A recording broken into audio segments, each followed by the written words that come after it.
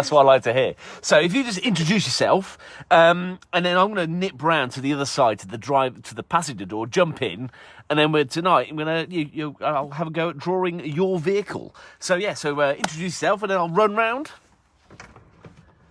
Okay, I'm Catherine, and I've had my Landcruiser 80 series since 1994. It's a 1993 model, and it's been with me for half my life. I love it, more than half my life. There we are.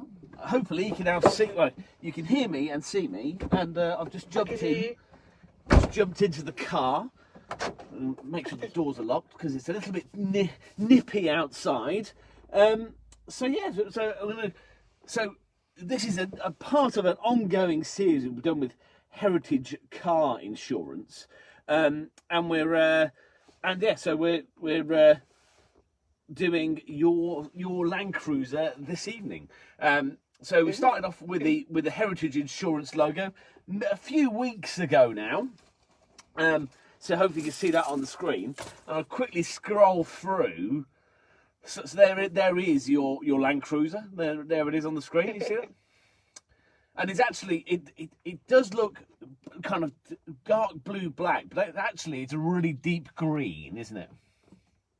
Yes, everybody thinks it's either black or blue, and it's definitely green. If the sun's on it, it's green. If the sun's on, well, I'll make sure the sun is on the drawing at least. So I'll make sure it is definitely green. So there's your logo. But yeah, here's a few of the other ones that have been done with Heritage. We've got a VW Beetle there. We've got a Ford Consul. Oh wow. Porsche 911. Always like a nice Porsche. I love a Porsche. Always nice to do. They've got a Lotus Elite as well. So that's a nice blue Lotus Elite. A Land Rover Series 3. Oh, that's really nice. And they've got a VW Carmen Ghia in orange, which is lovely. And now there's an interesting. This car was actually sold out to. It was out. I think it went to Greece, and then it was sourced, and then came back to the UK. We've got TVR there as well, and then a little cheeky Bath as well. Oh, little 695. And then last week was a Ford RS 2000 as well. So yeah, you've joined an exclusive club thanks to Heritage. Yeah. So, and hopefully on the screen you might see some comments coming in. So if you do see some people writing some comments, feel free to read them out as long as they're nice. And that's what we do. So yeah, I'm gonna have a go. I'm just gonna adjust the screen so I can actually see your car properly. As I showed you earlier, I'm actually in the mobile car studio. So this is a car that's been converted into a mobile studio, which was done last year during a kind of in between lockdowns, and then I go out and I go to events in this now and create at events and track days and all kinds of things. You can actually drive it. Yeah, it's a fully driving machine. Yes, it's not it's not towed, and it's I do drive it to events. So it's very much a workhorse, as it were. But not as much of a workhorse as your machine that we're going to be drawing this evening. So I'm fascinated to hear the story about it. So how continuous car drawing works is the entire outline is done without taking the pen off the paper. So once I put the pen down, the entire outline is done that's done in a couple of minutes. And then once that is done, I'll show you the outline. And then I'll cut essentially all these kind of pens you see dotted about here. I'll be colouring it in.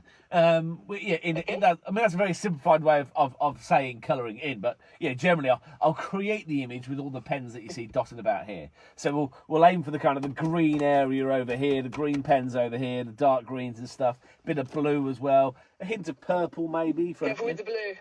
Avoid a hint of blue, but not overly blue, with a little bit of black and grey and whatnot as well. So that was here's some of the ones I did earlier. So we're now up to 1,097 in the series. as well since last March. So here are some of the ones that I've done over the last week or so. So you've got a BMW 8 Series there.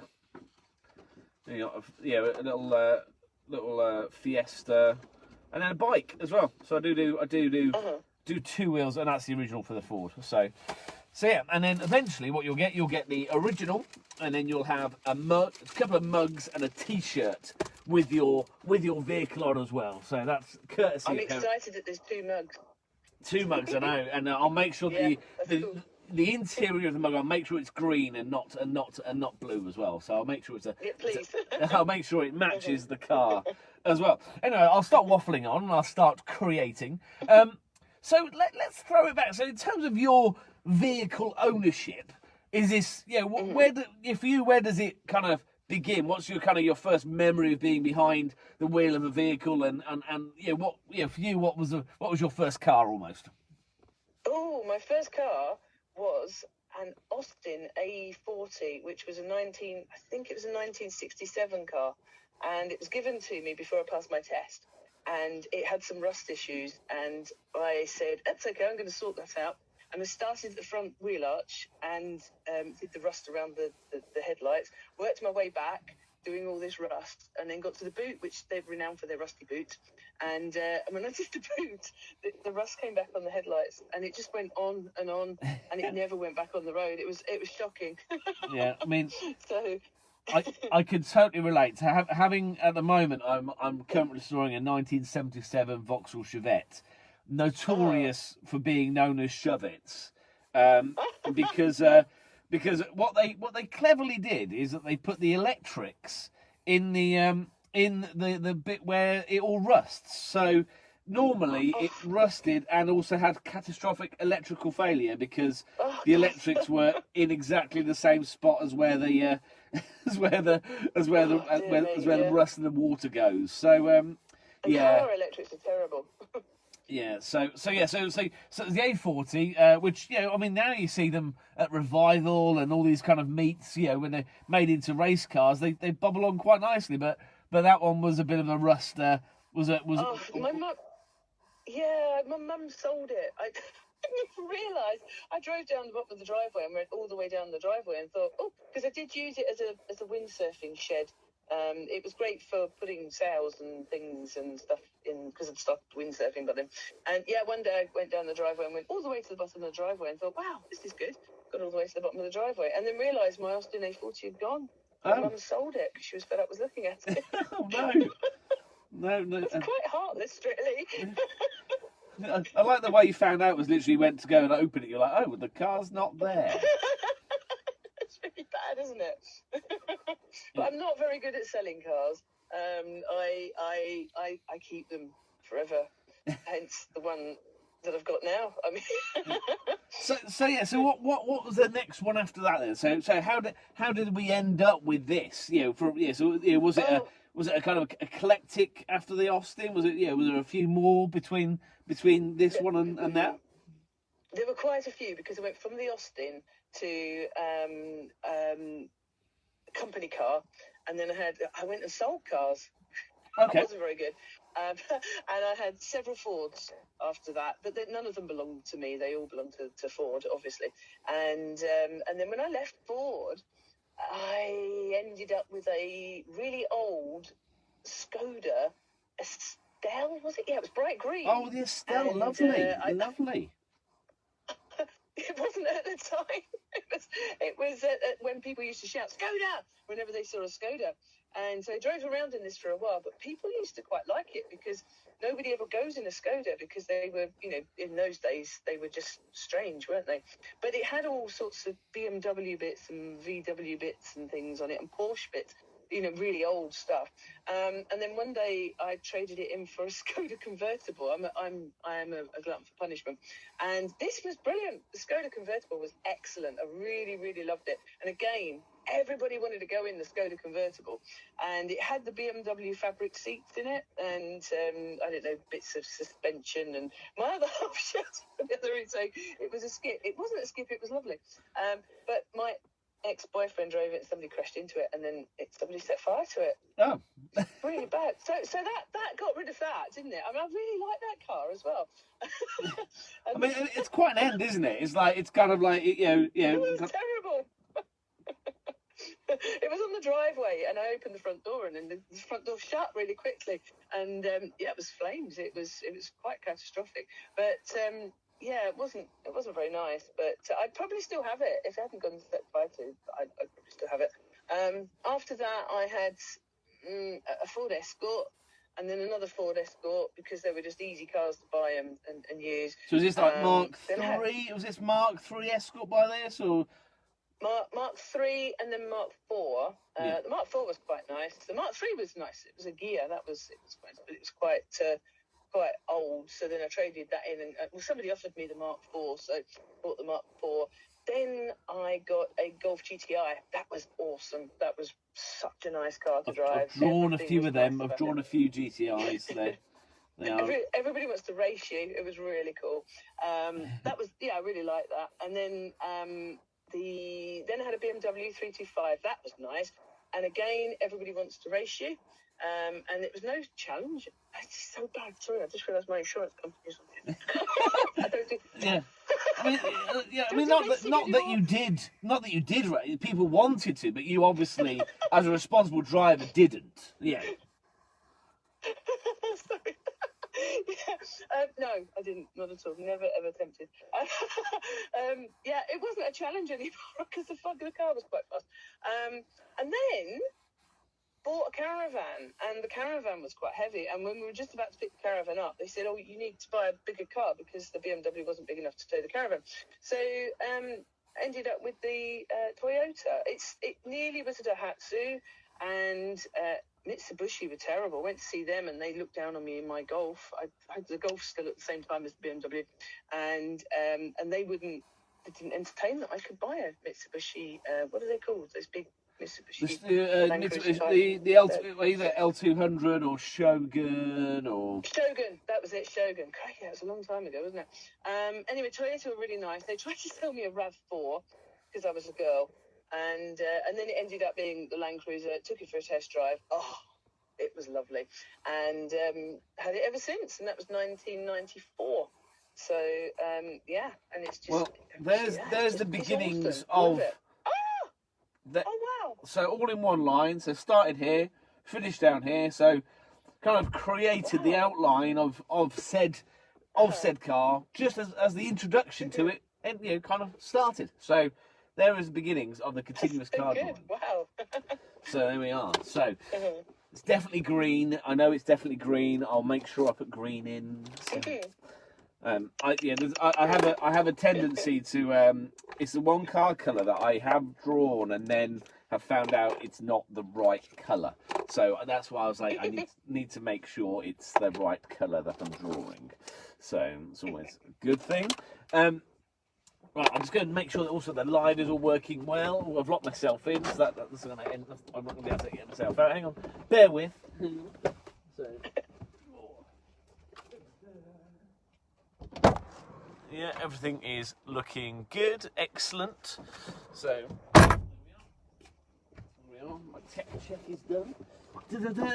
So yeah, so that was so you took it for. So was this new at the time, or was it a? Yeah, what's the kind of the history of the car? Yeah, it was 6 months old, and it was used on a shooting estate in Scotland, and then it was sold down in Kent. So. Oh, okay. So it had a bit of an off-road life prior to your ownership. Don't really know. I mean, it was really really new. So but yeah, it was as I say, just 6 months old when we got it. So it was just like a new car. Awesome. It's fantastic. Awesome. So yeah, so what in terms of kind of some of the stuff you've done with it? So I presume you've kind of used its off-road capabilities and towing capacity. No. Well, with towing capacity, it's towed obviously the caravan, and then it's towed 2 or 3 other caravans since then. I've also found myself being the caravan moving person on most caravan sites that I've been on, and that gets a bit tiresome actually. But I have kind of stopped that now after towing a massive motorhome out where the guy got completely stuck up to the axles with wheel and up to the axles, and I pulled it out with the Land Cruiser, and I thought, this guy, don't even know who he is, and he could get traction and just smack into the back of my lovely Land Cruiser and break it and then just drive off. So I've stopped doing that now. But yeah, it's been used, it did get used in Scotland by a recovery place that asked to borrow it to pull something out of a ditch or something and then take that, whatever that was, on a trailer somewhere else. They gave me a full tank of diesel for it, so that was a good trade. Well, yeah. And particularly now at times, definitely a full tank is very valuable. That was a long time ago. It was maybe 15 years ago. But it doesn't go off road. I can't stand it. It might get dented. It might slide and then hit something. Do you know what I mean? And it goes anywhere anyway. In Scotland, I lived 1,000 feet up, and it never ever let me down getting up the hills to get home. And that was lovely. Sorry.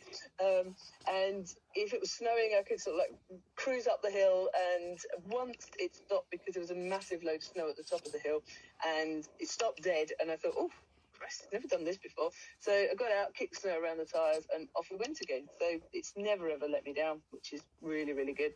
But yeah, I don't do the off-road stuff, and it gets covered in mud then as well, so you've got to clean it, and it's quite a big thing to clean as well, so it's better not taking the risk. You don't see many of this era of Land Cruiser around now, because obviously it's a few generations old. So I guess you get a fair few kind of admiring looks for it, and people going, oh, that's a nice kind of the same way like old Defenders now people really want to get into. Oh, God, yeah. It's let me think. I come out of shops and things, and people are standing by it, and I've offered me money for it. Other half wishes sometimes that I'd take the money, so it doesn't have to be the chief mechanic. But it does. It gets attention almost everywhere it goes, which is it's good and bad. You know, I can't park it just anywhere. I don't park it on the street because I don't want anybody hitting it. I wouldn't take it into like a city centre car park and just leave it.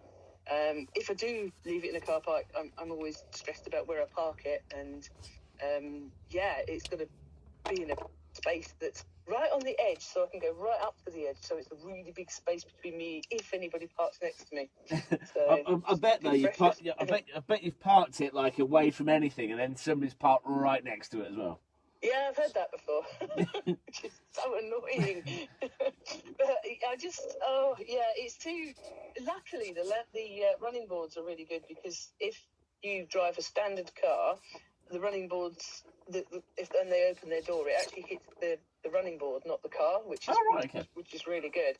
Yeah, but now we've got loads and loads of MPV things, like Jeep type things, and they've all got slightly higher doors, and some of them are slightly over, and pointy doors as well that would overlap the width of the running board and could touch it. So go in a car park, and I'm weighing all this up, that I'm not parking there because there's, and I don't park next to cars with child seats in them either. Well, I mean, it sounds like quite a... Not concentrating. Yeah, I mean, a trip to the shop sounds quite a, you plan it out now. Stress. Yes. or I take my Land Rover. Well, you take, because you have a Discovery as well, don't you? So you have this and you have a Discovery. Yeah, well, I retired.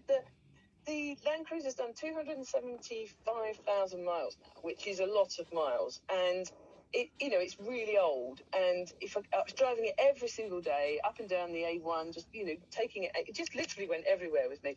And I decided that maybe it should have a bit of a rest. So I've got the Land Rover Discovery 2, which has turned out to be actually quite cool. Never had a Land Rover before. In fact, there was always that Land Rover Land Cruiser thing, wasn't there? Yeah. Never to Twain and all that. And it was a complete shed when I got it, and it was just filthy. It had been sitting somewhere for 2 years. The roof lining had fallen down. It had gone mouldy. Oh, it was embarrassing to drive home. And Anyway, I cleaned it up, and every time I cleaned something, it just shone. And it's just lovely. I've really fallen on my feet with it. It's a really nice one. So I've got 2 fantastic 4x4s. And people mention the Land Rover now. I parked that outside shops, and people were going, "It's a nice Land Rover," which is quite nice. Yeah, Can't park it just anywhere though. Because it is that kind of era of, you don't see many of that era of Discovery now as well, because it is that kind of second gen, because the second, yeah. Yeah. Mm-hmm. Yeah, yeah. Well, I don't know much about the Land Rover thing's a new thing, because obviously I've never had one before now. So I've learned a lot from people with Land Rovers who sort of walk up to me and go on about them and tell me about them, which is quite good. It's a really nice car compared to the Land Cruiser. Oh, driving the Land Cruiser is lovely. Well, it's an automatic, and the Land Rover's a manual. So the Land Cruiser's very comfortable, very smooth, very nice. But the Land Rover is kind of fun because it's manual, and it's got the original air suspension, which is good fun with bumpy roads and things. And other half, when I drive it, I sort of accentuate the bumps and stuff, which makes the air suspension go all over, and it's really funny. I think it makes him sick. Well, I mean, if you want to, I could probably bore you to death with facts about Land Rover, because I wrote my dissertation at university. I wrote about Land Rovers and how they feature in films. Did you? Yeah. So I could probably bore you to death about how the evolution of the Discovery, and how it's lifestyle vehicle, but then it was appealing to the American market, etc., etc. Because generally, because the Defender wasn't sold in the US, the Discovery was the vehicle that they got as a Land Rover product first, along with the Range Rover. Ah, that's interesting. So that's why. Yeah, it's quite easy to work on as well. So we've gone sort of, YouTube is the go-to place to find out how to fix things and stuff. So when we've done any work on it, you go and look, and then it's generally Americans on Discoveries.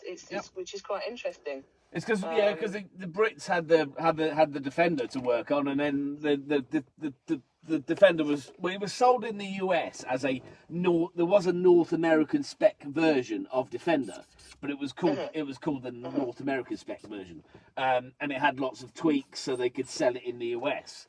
But the Discovery was the car that they had, because it was 7 seats, and there was loads of films that it featured in as well that was used as product placement of its era. So kind of the early 90s, there was loads of films that had the Discovery in rather than Defender, because that's what the vehicle was. That's the vehicle that was sold in that market, essentially. So that's interesting. I did see a identical Land Cruiser to mine in Canada in 1996, I think it was, and it was a Lexus. It was exactly the same car, but it was badged as a Lexus, which is quite interesting. But mine's actually got 8 seats, not 7 seats. That's the Land Cruiser, whereas I've got 7 seats. Hang on, 1, 2, 3, 4, 5, 6, 7 in the Land Rover. So where's the 8 seats? Is that 3 across the front, or? No, 3 across the back, 3 across the middle, and 2 in the front. So the foldy seats go down, and it's like a smaller, miniature version of the ones in the middle, but they're very good. They're sort of much bigger than normal seats that you get in the back. They're called dicky seats or something, aren't they? Yeah. But they're like normal car seats, and they fold up really well in the back. Which is quite cool. I haven't used them very often, but I've just kept them, and they're back. I've got no dogs now, so the seats are back in the car. Yeah, no, and often with the vehicles going into different markets, you have them. Obviously in America, you have Acura is Honda, and Infiniti and stuff for Nissan and whatever. So so imagine the Land Cruiser has been badged as a Lexus elsewhere as well. So it's depending on what the market it is. Yeah, sort of Lexus spec, inside it's lovely, because it's a VX as well, so it's like top of the range, and it's very, very nice inside. Seats are lovely. I'm just getting the details in, getting a bit of the looking really good. it's getting there, isn't it? It's getting there. So just kind of Yeah. working Quick. into it, and I say now that I've done 1,095 of them, I'm all right at it. That's quite cool. It's I've got to write down the number here to remember what number I'm on, because I always forget. So You're making the wheels look much better than they are in real life. That's my big downfall. The wheels went funny, so I got them redone, and it lasted okay, and then I got them redone again, and then all the stuff fell off, and I just left them. well, Every man that looks at it goes on about, oh, it's a nice car. Shame about the wheels, though. Would you be interested in some new wheels for it? I can do you some wheels. And it's like, actually, don't really bother about the wheels, except the Land Rover's got really pristine alloy wheels, and actually I get the wheel thing now, which is quite cool. So but yeah, it's they look much better in the picture that you're drawing. Well, I'm happy to improve a bit on aesthetics as and where I can. So it's thank you. It's if you could do little bits of rust on the body, that would be good as well. yeah, I can take those out, no problems at all. So it's thank you. That's all part of the service. I think there's not much going in the photo, I don't think, which is good. So. Yeah, it looks like you kind of parked it in a field somewhere. It's kind of nicely parked. It's a good. You will not believe how many people just appeared from nowhere when I did those photos. It was literally nobody around. Me and my friend, we went down and we took these photos, and cracky, just people, just dog walkers and everything. It was just like, what are you doing? A nice car, and are you selling it? Yeah, I was taking pictures of all of it. Yeah. You're like, no, it's been drawn. Actually, it's been drawn online. So, well, I haven't done a Landcruiser yet. So it's nice to do one as part. I do quite a few Toyotas. But not a Landcruiser, which is nice too. It's quite funny. Your little car probably is about the same size as the bonnet of the Landcruiser, isn't it? Yeah, this my silly little studio. Yeah, people do say to me, "You really should have got a bigger car." And I was like, "Well, it's the only car I had. Really, it's the one that I had." And I thought, I'll make it work in there, and if it works in there, then we'll see how it goes. But quite an interesting idea, yeah. Well, the thing when you drive it, what do you do? Sorry. What's that, sorry? No, when you drive it, what do you do with all the pens? They're all stuck down. They're all Velcroed down. Oh, they don't jump out and roll around or anything. That's quite clever. I haven't had like a pen hit me in the back of the head yet, at least. So. Or 20 or something. Yeah, no, it's Velcro and lots of well, and obviously Heritage know that it's turned into a studio. So I sent over lots of photos going, it's actually a studio now. It's not a car. It's a really good idea. But then I'm able to go to events like Goodwood, and I drive it. Yeah, I'm able to go to. I'm at the Late Break show at the weekend. A track day at Donington on Thursday. I'm able to drive, and within kind of 15 minutes, I'm able to create, which is really really handy when you want to be somewhere quickly. It's yeah, that's pretty good. So whereas my painting setup takes many hours, so it's a much quicker way to produce artwork essentially, and drawings. I can't believe how quickly this is coming on. It's amazing. Just getting there. I've got to make sure. Yeah, I won't draw in the rust as requested. I'll leave that out. I'll concentrate on the ice bits and make sure it is green, not blue. Even though in my head, the problem in my head, yes. I'm like it's blue, but I know it's green. So. It's definitely green, yeah. But people that have known it for years thought it was black or dark blue. It's very strange. I just see it as green, but then I suppose I know it's green. So. yeah. But it's very dark green. It's very nice. It's very nice. So do you try? Yeah, it sounds like you had quite an eclectic car history. So are you into kind of car shows, and do you go to any of that at all, or is it just the kind of the off-road stuff that you're interested in? Well, so I don't really do off-road. I used to go to Brands Hatch quite a lot actually, all the time, and been to Santa Pod. Is that where they do that long racing thing? The drag race. Yeah, drag race is brilliant. Yeah, it's so cool to see proper top fuelers. It's ridiculous.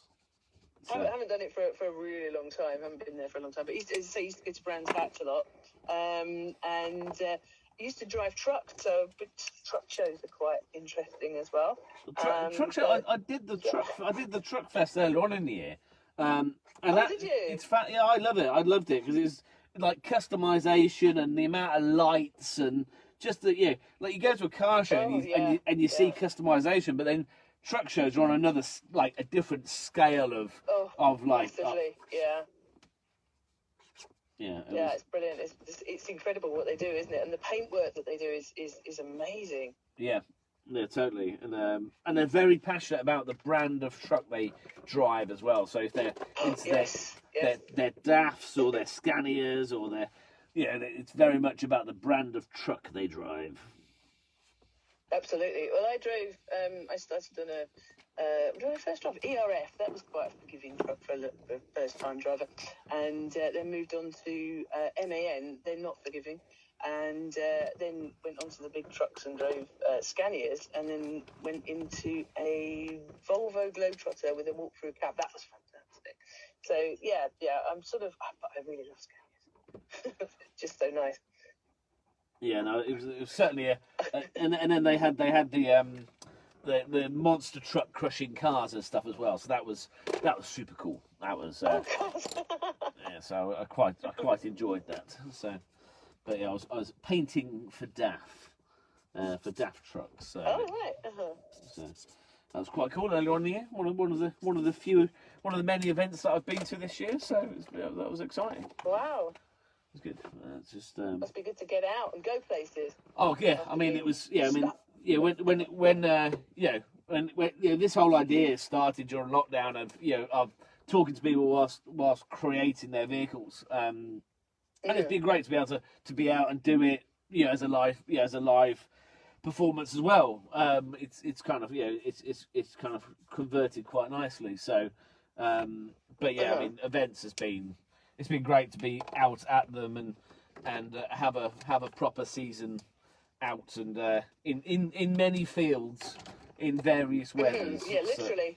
So, yeah, it's just a different field, different weekends. So it's been but it's been fun and compared to being in a house for a year, it was a lot a lot nicer. So it's I enjoyed it. So. Just adding a bit more of the detail, a bit more of the white around the kind of chrome around the grille, and yeah. So as I say, you'll be getting a couple of mugs and a tea with it on, all part of the of being a heritage customer. And, yes, they've been really good. I have to say, I'm not doing a sort of advert for them, but they have been really nice to work with. Good. Right, so it's been. This is cool. It used to have bull bars on it when it was new. They cost a fortune. We bought them from Toyota, and it looks so much more modern without them, and it's so much easier to clean as well. Yeah, I mean, and it's easier for you to paint it. Yeah, the bull bars were quite were of that era, weren't they? Yeah, kind of that kind of that kind of style of They were handy for gates as well. In a gate and just sort of nudge them with the bull bar. But yeah, I used to get a lot of grief for them. If you went into London, or in those days, I used to drive into London, and people they were just too completely anti them. But so I took them off because it just started to make the car look a bit older, and suddenly it sort of had a new lease of life. It's sort of had several leases of life. It's never really got old. It's just always sort of brought itself back, and now it's almost. I think it's almost timeless. Yeah, well, as the owner of it, I would agree. Yeah, it is. I think it's one of these vehicles that when people see less of them, they kind of it becomes a bit kind of cooler because it's like you don't see many of those. It's kind of.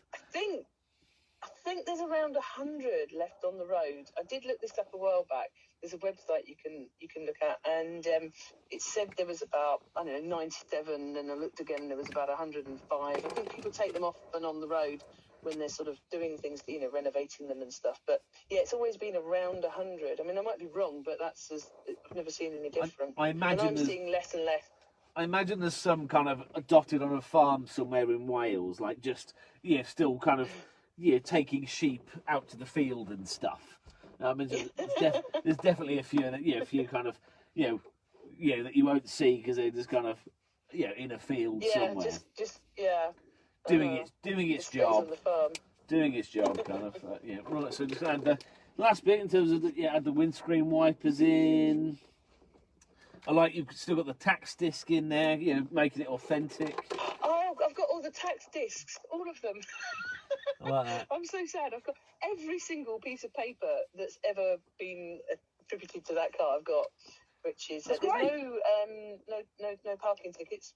You don't want to keep them. You don't want to keep them. Yeah. Well, I did get one in Westminster, of all places, parked on the side of the road, only for 5 minutes. I got a parking ticket. That was a bit silly. Yeah, every other piece of paper I've got, including all the tax discs. And I thought I'd accidentally thrown them away once, and I actually I was away, and I got my dad to go to the bin at the house to look through the bin to see if he could find all the tax discs, and then I found them when I got back, which was a bit bad, really. I should apologise for that one. But yeah, every single piece of paper. But yeah, the tax disc, it looked odd without them, so I just put them back in.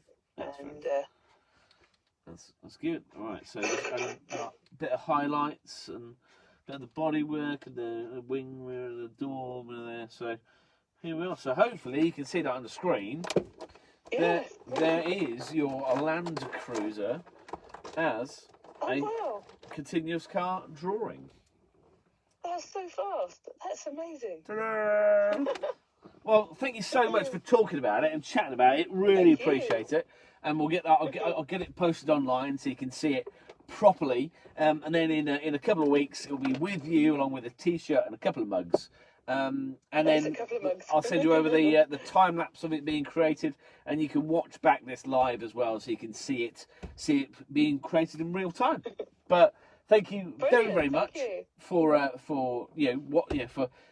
taking part, and hopefully there'll be many more years of this being used as it should be. I hope so. and yeah, it's been a pleasure. Thank you very much. It's been brilliant. No worries. Okay, speak soon. Thanks very much. Bye. Thank you. Bye bye. There we go. Locking myself in the car again. There we go.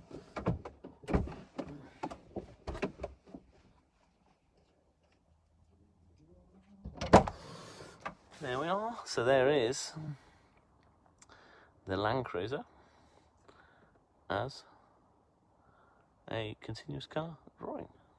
Ta-da. Well, thank you very much for watching, everybody. Hope you've enjoyed. And we'll be back again next week.